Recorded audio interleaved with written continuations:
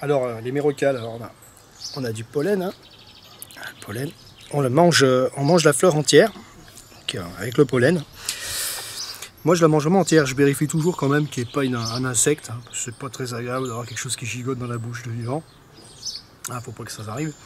Et les mérocales, c'est une très belle fleur de jardin qu'on peut ajouter donc dans une salade de fruits. Hein, pour gagner une salade de fruits en décoration, ou même une salade, hein, tout simplement. Vous mettez 2-3 fleurs, bah, c'est sûr que si on commence à cueillir toutes les fleurs du jardin, le jardin c'est un petit peu moins fleuri, mais on peut se permettre d'en manger quelques-unes. Alors les fleurs ouvertes, je pense que c'est les étamines qui sont le plus sucrées d'ailleurs. Il en existe de plusieurs couleurs, hein. Mais celle-ci c'est la plus courante. C'est la plus commune celle-là.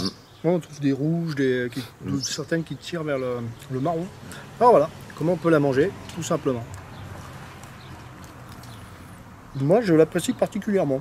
Il faut bien mâcher les plantes sauvages et crues comme ça, il faut bien y mâcher. J'en mange pas ce coup-là, mais la dernière fois j'ai particulièrement apprécié, ça avait le goût d'agrumes. Là, j'avais bien aimé. C'était ferme et... Non, tu trouves pas? Moi ça me fait pas penser à l'agrume, par contre c'est vraiment, celle-ci est même très sucrée par rapport à ce que j'ai l'habitude de manger habituellement. C'est très appréciable. Et puis bon, comme je dis, c'est pas quelque chose de sensationnel, mais c'est quand même sucré. Dans une salade de fruits, je pense que ça peut apporter un élément décoratif intéressant et comestible. Alors là, on a du géranium odorant, qui a une odeur très particulière. Alors il y a plein de géraniums avec plein d'odeurs différentes. Il y en a qui sentent le chocolat, il y en a qui sentent toutes sortes de trucs. Celui-ci, je dois avouer que je ne sais pas trop dire... L'odeur me fait bien penser à quelque chose, mais je ne sais pas à quoi. Et enfin, toujours est-il que les géraniums, bah, c'est comestible. Mais c'est curieux, c'est que le goût ne correspond pas à l'odeur. Disons qu'on ne s'attend pas à ce goût-là du tout. C'est un goût pas très agréable, faut bien le dire. C'est très fort. Hein. Et c'est censé, donc devant la fenêtre, c'est censé aussi faire fuir les insectes comme les moustiques. Je sais pas si c'est très efficace. En tout cas, j'ai pas de moustiques chez moi à l'intérieur. En tout cas, ils sont magnifiques. Hein. Très beau. Hein. C'est une très jolie fleur. Je sais pas si c'est Mahonia japonica ou un autre, parce qu'ils se ressemblent énormément. Et il y a plein de variétés de Mahonia. Et il y a aussi des hybrides de Mahonia entre eux, les différents Mahonia entre eux, puis des hybrides de Mahonia et de Berberis. Et notamment l'épine vinette. L'épine vinette qu'on n'a pas encore vu dans la roncée l'ortie. L'épine vinette, ça s'hybride avec le Mahonia aussi, alors que ça ressemble pas trop. Mais on l'a pas vu encore dans la roncée l'ortie parce que je connaissais un endroit où il y en avait. Malheureusement, ça a été tout ratiboisé pour faire un chantier. Donc maintenant, il faut en retrouver ailleurs, quoi. Bon, on en trouvera du Berberis pour pouvoir comparer les saveurs des baies. Et alors, l'épine vinette, ça fait des petites baies longues et rouges. Et là, on a le fruit du Mahonia.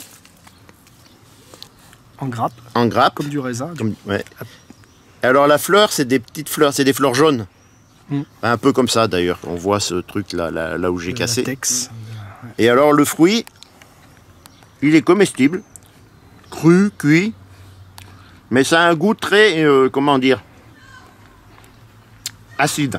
Ouais, c'est un mélange de la baie du Berberis et de la groseille. Voilà, c'est un côté groseille qui est assez net, mais une groseille qui serait en sauvagerie, on va dire. Un petit goût de sauvage, je sais pas expliquer, un peu musqué. Les premières origines ethnobotaniques qu'on a pu retenir sur l'origine, pourquoi on sait que la baie du Mahonia se mange, parce que les Indiens d'Amérique la consommaient. Dans le pemmican aussi, on en avait déjà parlé du pemmican, mais voilà aussi. Dans le pemmican. Et il y a le Mahonia japonica qui lui est japonais, mais... Alors là, le goût, on vous avertit, il est quand même très extrême. Ouais. C'est très acide. Je pense que c'est très chargé en vitamines. Il y a des vitamines dedans. À mon avis, quelqu'un qui n'a pas l'habitude de manger des trucs sauvages, il risque de faire un peu la grimace au départ. Ouais. Mais c'est pas un peu moins acide que le prunelier là?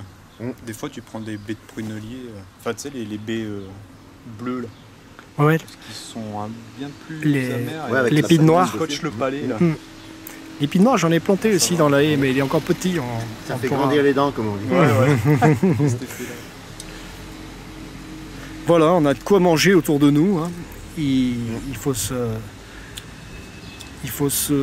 réapproprier les connaissances de cette nature sauvage qui nous entoure. C'est plein de jus. Il y a du sang presque. Ou de la betterave. Ah ouais, ça fait penser à la betterave, à sa tâche. Hein. Ouais.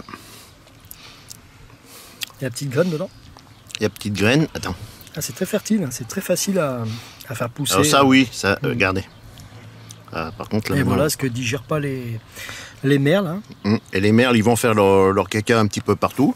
Et c'est pour ça que le mahonia est en train de devenir une plante sauvage chez nous.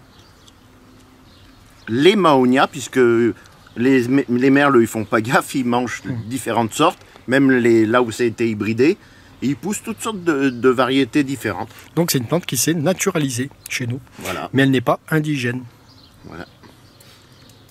Voilà pourquoi il ne faut pas craindre cette évolution des espèces. Il ne faut pas se sentir menacé non plus par certaines espèces envahissantes. Non, Hein, au contraire, aujourd'hui, on je a pense beaucoup de réponses à ce sujet et ça nous a beaucoup torturé l'esprit à Jean-Yves et moi. Oui, parce qu'on pensait être un peu des ovnis, parce qu'on a été dans les premiers à dire qu'il fallait laisser les plantes et les animaux venus d'ailleurs s'implanter, sauf cas extrême, parce qu'il y a si vraiment c'est quelque chose qui fait du dégât, Voilà, ce n'est qui pas est très dangereux. S'il y avait une plante urticante qui pousse partout, autour des écoles et tout ça, on pourrait comprendre qu'on les supprime. Il faut avoir aussi un peu de bon sens. Voilà.